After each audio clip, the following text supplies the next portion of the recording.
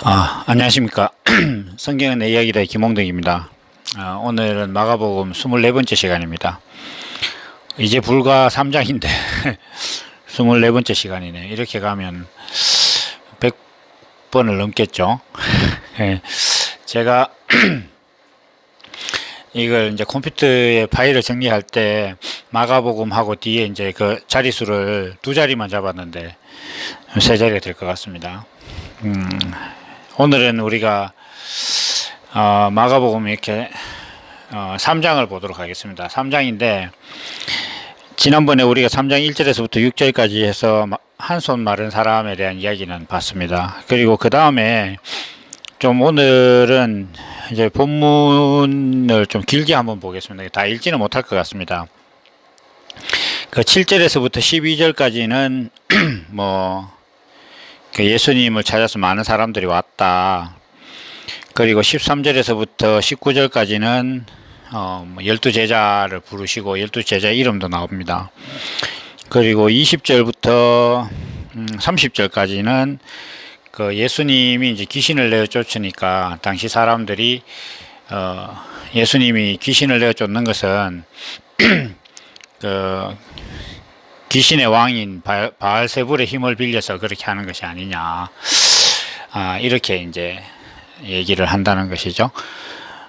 그리고 이제 뒷부분에 이제 마지막 절까지 31절에서부터 35절까지는 그 예수님의 어머니와 이제 동생들이 찾아와서 예수님을 찾으니까 예수님께서 누가 내 모친이며 동생들이냐 하시고 이렇게 하는 말씀이 나옵니다.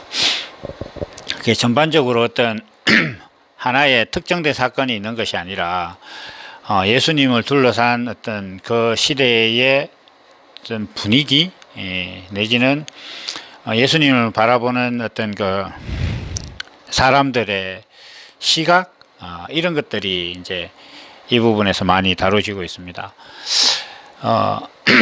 우리가 이제 그 예수님이라는 분이 이 땅에 오셔서 우리에게 뭔가를 이제 설명하시려고 오신 거예요. 그런데 그 오셔서 이제 보여주시고자 하시고 설명하신 것은 당연히 하나님께서 사람을 향하여서 가지신 하나님의 뜻입니다. 하나님의 말씀이죠.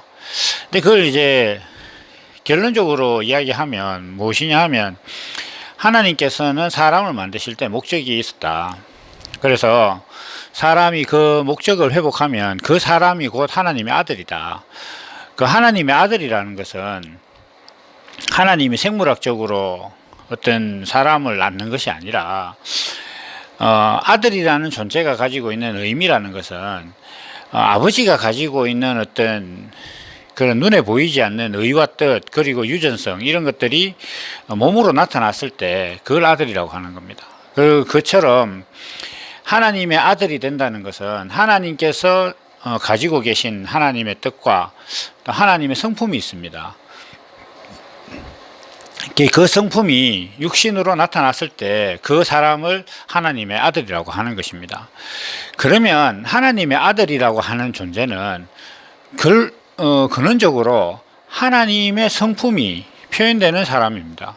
고로 그 사람 안에는 무엇이 있습니까? 하나님의 성품과 하나님의 의와 뜻이 있는 사람이라는 거죠. 그러니까 하나님의 의와 뜻이 있다면 이건 사실 하나님과 같은 거예요. 그래서 예수님께서 겟세마네 동산에서 이렇게 기도하실 때에 아버지와 내가 하나인 것 같이 저들도 하나가 되게 해 주십시오, 이렇게 기도를 하셨어요. 제가 왜 이런 말씀을 드리느냐 하면 이 하나님을 믿는다는 이 신앙 안에서 사람들은 자신이 예수님과 동일한 존재가 된다는 것 자체를 인정하지 않습니다. 예수님을 믿기는 하는데 내가 감히 어떻게 예수님과 같은 존재가 될 수 있겠느냐, 이렇게 이야기를 해요. 그렇게 말하는 데는 예수님을 바라보는 시각도 근본적으로 좀 문제가 있습니다. 예수님께서 보여주신 어떤 그런 내용들을 자기가 가지고 있는 세상에 대한 가치관처럼 눈에 보이는 걸 본질로 보는 어떤 그런 가치관으로 예수님을 보면 우리가 눈으로 어떤 사람을 보는 그 형상을 가진 사람을 보듯이 예수님을 보는 거예요. 그러니까 2000년 전에 이 땅에 오셔서 십자가에 달리시고 부활 성천하신 그 예수님과 자기 자신이 다르다는 거죠. 그러니까 그런 예수님이라는 한 인간이 있었는데 실제 육신을 가진 그 인간과 내가 같지 않다라는 그 측면만 생각을 하는 겁니다. 그렇게 하니까 예수님과 같아질 수 없는 거죠. 물론 우리가 예수님과 같은 존재다 이렇게 얘기할 때도 이게 이제 우리나라 말 같은 동양권은 동양권을 총칭할 수는 없지만 하여튼 우리나라 말 기준으로 보면 이게 사실 구분이 좀 모호한데 그 관사 개념이 있는 서양 언어를 가지고 보면 이게 명확합니다. 그래서 예수님은 더 크라이스트예요. 더 크라이스트라는 것은 예수님께서 보여주신 그 크라이스트 그리스도라는 정체성이 있다는 거예요. 그러니까 우리가 그 더 애플 이렇게 하면 일개 하나의 어떤 그 사과를 이야기하는 게 아니고 애플이라는 어떤 그 과일 군 전체 애플이라는 과일을 총칭하는 그러니까 애플 사과를 총칭하는 거잖아요. 그것처럼 더 크라이스트입니다. 2000년 전에 오신 그 예수님은. 그리고 지금 제가 말씀드리는 것처럼 우리가 예수님과 같은 존재가 돼야 된다 그렇게 했을 때 크라이스트라는 거죠. 더 크라이스트와 크라이스트, 더 애플과 애플은 달라요. 다르지만 같습니다. 사과라는 측면에서 같고 그리스도라는 측면에서 같아요. 그런데 예수님은 이 모든 사람으로 예수님 하나님께서 천지를 만드시고 표현한 모든 사람들, 그 사람들로부터 표현되는 모든 하나님의 성품의 총화, 대표, 그러니까 맏아들, 그리고 표상, 상징, 그런 예수님이십니다. 그러니까 예수님 한 분으로 인해서 하나님의 모든 성품이 다 표현되고 그 예수님과 같이 모든 사람들이 그 예수님과 같은 어떤 그런 하나님의 뜻을 표현하는 그런 사람이 됐을 때 이 모든 사람들도 다 그리스도가 된다는 거죠. 그 우리가 사과를 놓고 봤을 때 더 애플이라는 것이 실체가 없는 하나의 어떤 그런 뭐라 그럴까요? 이제 생각 속에 있는 그런 개념이라고 봤을 때 그 개념과 애플은 같은 거잖아요. 그러니까 애플이 그 개념과 같아질 때 이걸 사과라고 하는 거예요. 어떤 과일이 여러 가지가 있는데 딱 봤을 때 우리가 알고 있는 어떤 그 사과에 대한 개념이 있단 말입니다. 약간 시큼하고 달콤하고 뭐 이런 그 고유한 사과 맛이 있지 않습니까? 그 경험을 한 사람들이. 근데 어떤 약간 좀 생긴 게 사과 같지 않더라도 먹어보고 이게 자기가 가지고 있는 어떤 그 사과에 대한 개념이 있단 말이에요. 그게 더 애플이잖아요. 그 애플과 그 사과와 같은 어떤 자기가 기억하고 있고 자기가 알고 있는 사과라는 개념을 떠올리게 하는 그런 과일을 먹고 나면 이게 사과다. 아니면 뭐 최소한 사과 같다. 이렇게 얘기하지 않습니까? 그것처럼 예수님과 사람의 관계도 그런 거예요. 예수님께서 오셔서 보여주신 것은 하나님의 아들이라는 이런 존재다라는 걸 보여주시고 하나님의 아들이라는 것이 어떤 개념이다. 어떤 의미를 가지고 있다. 사람을 만드신 하나님의 목적이 무엇이다. 이것을 예수님께서 보여주신 것입니다. 누구한테 보여줬느냐? 사람들한테 보여줬어요. 그럼 사람들이 십자가에 달리신 예수님을 보고서 사람이라는 존재는 바로 저런 거구나. 하나님의 아들이라는 것은 육신을 들여서 하나님의 성품을 표현하는 그런 존재구나. 우리가 육신을 가진 이유는 하나님께서 영이시니까 그 영이신 하나님의 마음을 눈에 보이는 어떤 형식으로 표현하는 존재로서 사람이 지어졌구나. 그럼 내가 육신을 가진 나라는 존재는 예수님을 보고서 하나님의 아들이라는 이런 것이구나라는 것을 깨달았을 때 그게 내 마음 안에서 성령으로서 생명이 돼서 내 마음 안에서 그게 생명의 본성이 되므로 그 본성대로 내가 살아가는 존재가 되는 이것이 우리 신앙의 골격입니다. 그러므로 우리가 예수님과 같아지지 않을 값이라면 예수 믿을 이유가 없습니다.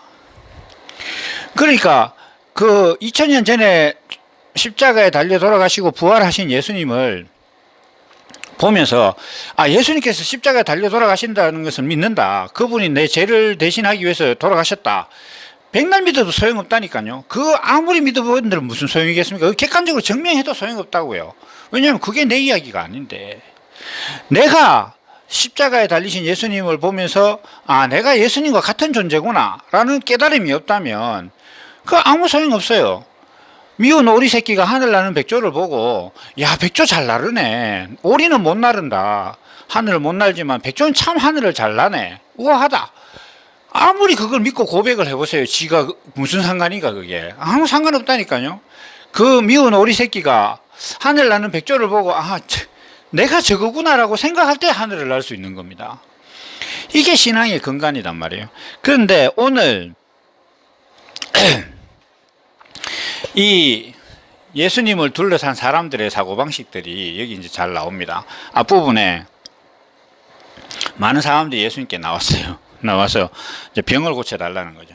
근데 이 사람들이 나중에 보면 예수님께서 내가 십자가를 지고 죽을 것이다 이렇게 했을 때 다 떠나갔다 그랬어요.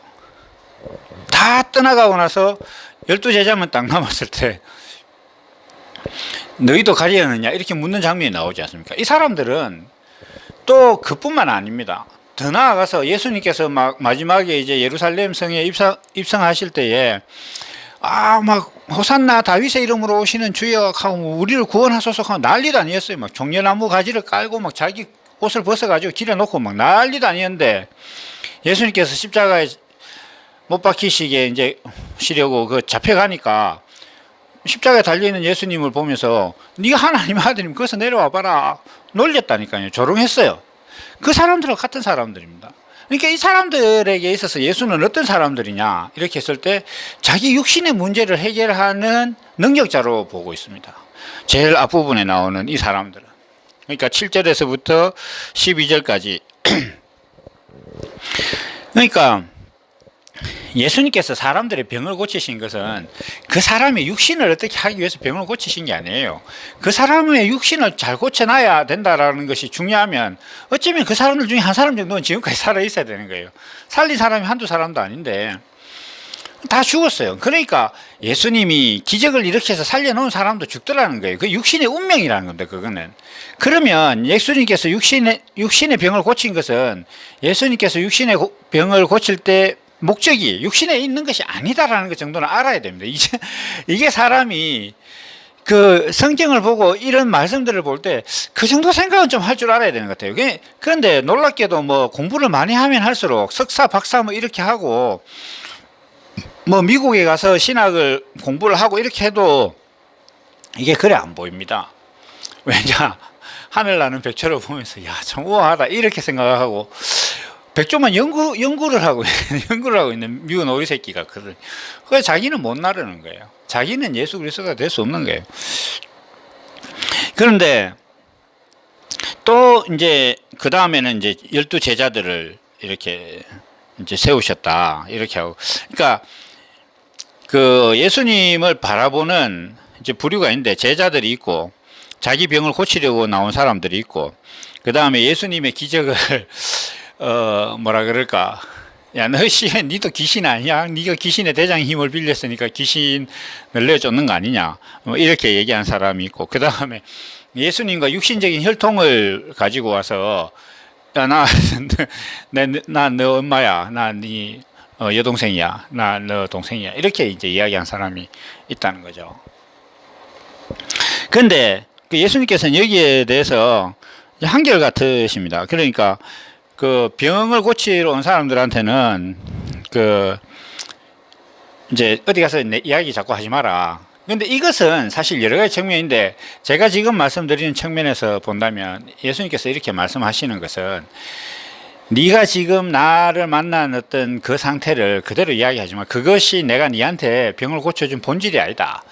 이런 의미도 들어있는 것 같습니다. 그 다음에 그 바알세불 이야기 같은 경우는 그 예수님께서는 단순하게 이야기하십니다. 야, 그 대장을 꺾지 않고 어떻게 그 집 밑에 있는 쫄개들을 물리칠 수 있겠느냐 이렇게 얘기하시는 거예요. 그러니까 바알세불의 힘을 빌려서 바알세불 밑에 있는 쫄병 귀신들을 물리치는 그게 말이 되냐?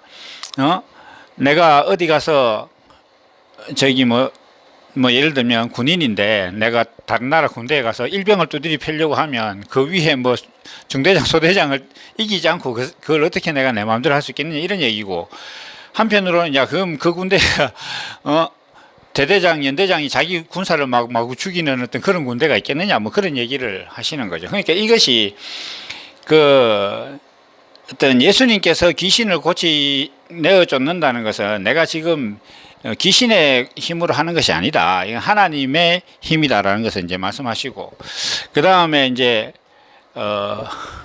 자기 예수님의 동생들이 와서 이렇게 얘기하는 것을 보면서도 누가 내 부모고 누가 내 형제냐 이렇게 얘기하신다는 것은 육신 신앙이라는 것은 어떤 육신의 토대를 둔 것이 아니다 이렇게 이제 말씀을 하시는 거죠. 이게 이 부분 사실 뭐 그러면 야 예수 믿는 사람들 그 뭐 육신의 부모를 다 버리란 말이냐? 이게 좀 아니에요. 이거는 왜냐하면 여기서 말씀하시는 것은 어떤 내 출생의 본질, 내가 존재하게 된 본질이 육신의 부모에게 있는 것이 아니다라는 거예요.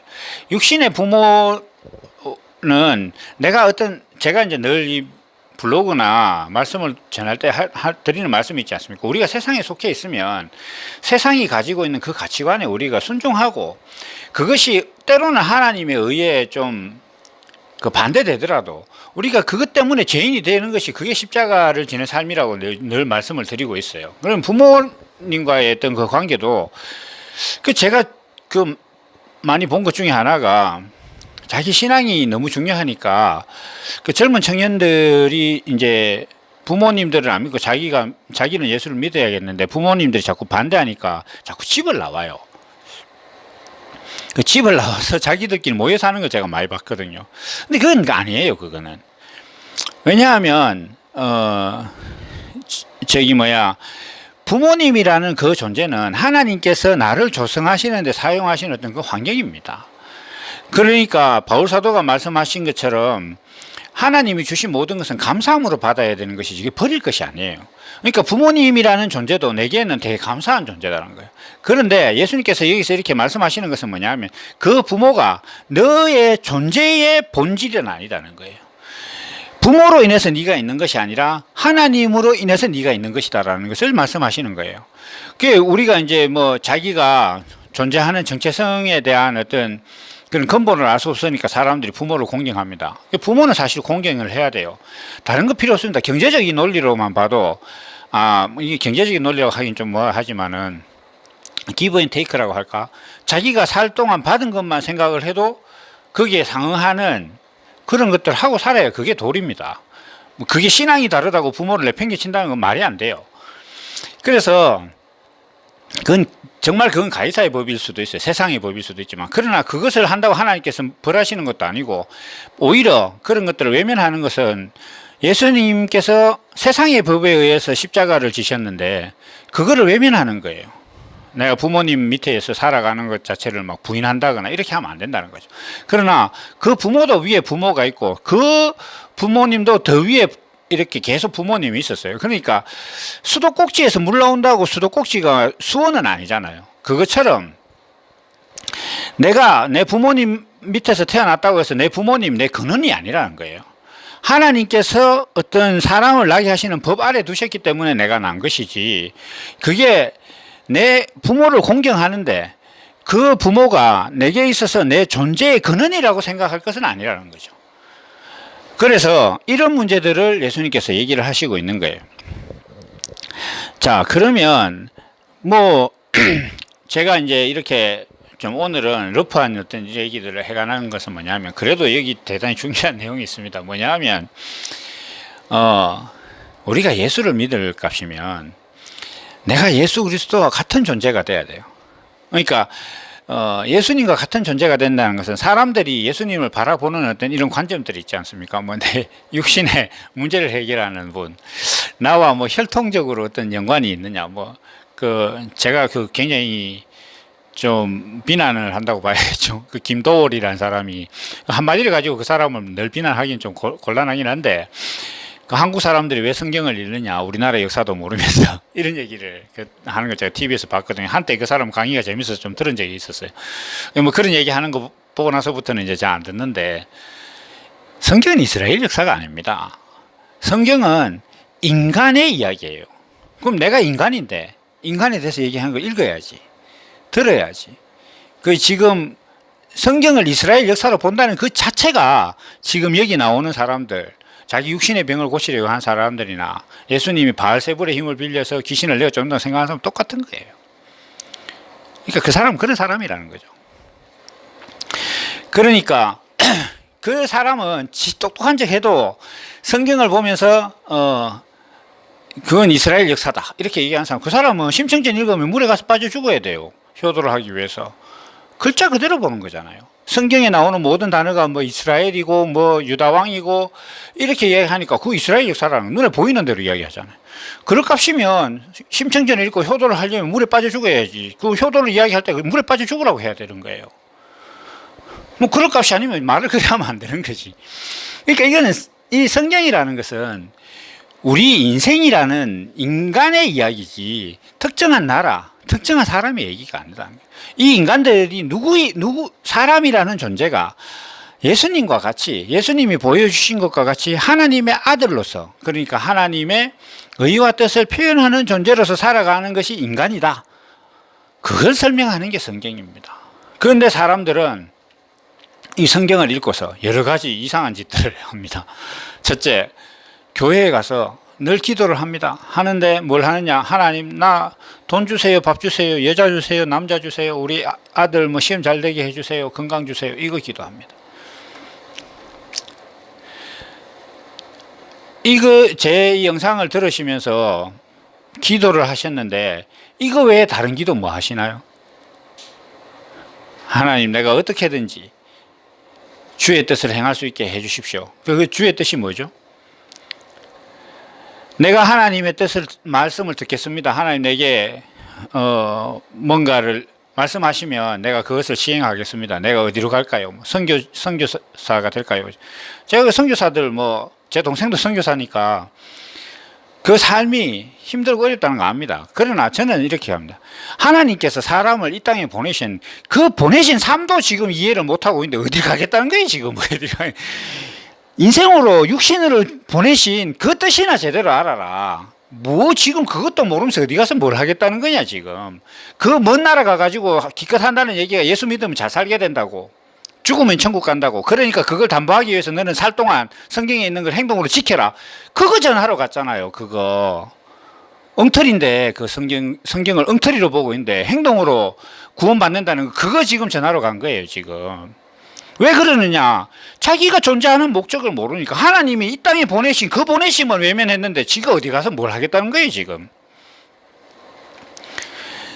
그러니까 사람들은 내가 오늘 이 땅에 살고 있는 어떤 그 이유를 모르면 이런 꼴을 가지는 거예요. 내가 오늘 가서 기도했는데 하나님, 당신은 내게 누구십니까? 나의 삶의 의미는 무엇입니까? 예수님은 왜 그렇게 초라하게 십자가에 돌아가셨습니까? 예수님께서 십자가에 돌아가심으로 내 죄를 사해줬다? 예수님이 내 차비 대신해 주는 것 같습니까? 그게 아니에요. 예수님께서 돌아가신 어떤 그것을 보고 내가 뭔가 그 예수님과 내가 같다고 여기지 않으면 예수님의 죽음은 내한테 아무 의미가 없습니다. 그냥 한 위인이 죽은 거예요. 억울하게. 뭐 그것밖에 더 있습니까? 아니라니까요. 예수님의 모든 기적들도 사람들이 이게 바알세불이랑 하니까 귀신의 힘을 빌려서 이렇게 이야기하잖아요. 자, 이거 지금 이런 거, 이거 다음 시간에 한번 더 할지도 모르는데, 그러니까 세상에서 성공하면 사람들이 하나님을 믿을 것이다라고 생각하는 게 바로 이거예요. 바알세불의 힘을 빌려서 귀신을 내쫓는다. 그러니까 세상의 가치관 안에서 하나님을 믿어서 세상의 가치관 안에서 되게 성공한 사람이 되는 것, 그게 좋은 신앙이라고 생각한다. 바알세불의 힘을 빌려서 네가 귀신을 내쫓는 거 아니냐. 이건 이 가치관이나 이게 그 괴를 같이 하는 거예요. 메커니즘이 같다니까요. 내가 더 세상 사람들이 하나님을 모르고 하나님의 창조 목적대로 살려고 하는 것이 아니라 자기 육신을 위해서 막 정말 아둥바둥 살아가는 어떤 그 세계 내에서 성공한 자리로 하나님께서 나를 딱 이끌어 주시면은 사람들이 나를 믿을 것이다. 같은 바알세불 같은 세상의 세계 내에서의 등급 안에, 그 법칙 안에, 그 그레이드 안에 나를 좀 높은 곳으로 올려달라. 그거 기도하잖아요, 교회 가서. 예수님을 보고 너는 바알세불의 왕이다, 그 힘을 빌렸다, 똑같은 거예요. 그러니까 이런 것들을 명확하게 구분할 수 없어서 예수 믿는데도 지금 당장 죽으면 천국 갈 수 있을까? 불안한 거예요. 야, 우리가 어떻게 성경을 다 지킬 수 있냐? 열심히 그냥 노력할 뿐이지, 단지. 그런 개풀 뜯어먹는 소리를 하고 있단 말이에요. 좀 가격한 말 써서 죄송합니다. 그 신앙이 아니에요. 그건 겸손이 아니라니까요. 그건 오히려 하나님을 엄청나게 모독하는 겁니다. 야, 내가 너희들에게 너 삶의 존재의 정체성을 알게 하기 내 아들을 보내는데 니는 지금 뭐 하는 거야, 지금 엉뚱한 소리를. 네가 내 아들이 될 거 아니고 내가 보낸 예수 그리스도와 동일한 존재가 될 거 아니고 니 뭐하니 지금 이거. 하나님 마음 그겁니다. 그러므로 이 지금 마가복음 3장에서 여러 부류의 사람들이 예수님을 바라보고 있는 어떤 이런 것들이 지금 우리 주변에도 그대로 있는 겁니다.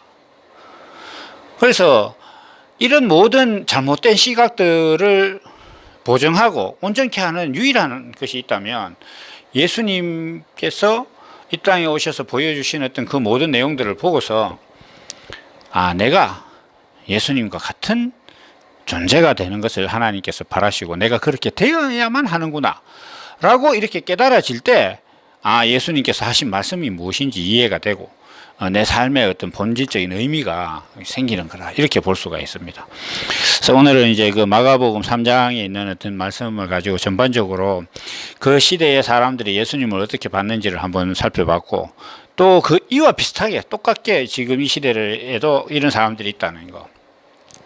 그리고 이런 반복되는 사람들의 그 잘못된 인식은 예수님께서 보여주신 것이 내가 예수님과 그 예수님을 바라보는 우리가 예수님과 동일한 존재가 되어야 된다라는 것에 대한 믿음과 확신과 그 하나님의 뜻을 알지 못하는 그 무지함 때문에 있는 것이다. 그래서 우리가 하나님께서 나를 만드시고 이 세상에 보내신 그 목적만 잘 안다면 이 모든 것들을 이해할 수 있고 예수님과 동일한 존재로서 살아갈 수 있는 그게 구원이고 그게 영생이라는 것 그것을 예수님께서 늘 말씀하신 것이다 라는 것을 이제 오늘 말씀으로 드리고 또 다음 시간에 뵙도록 하겠습니다. 오늘 여기까지입니다. 감사합니다.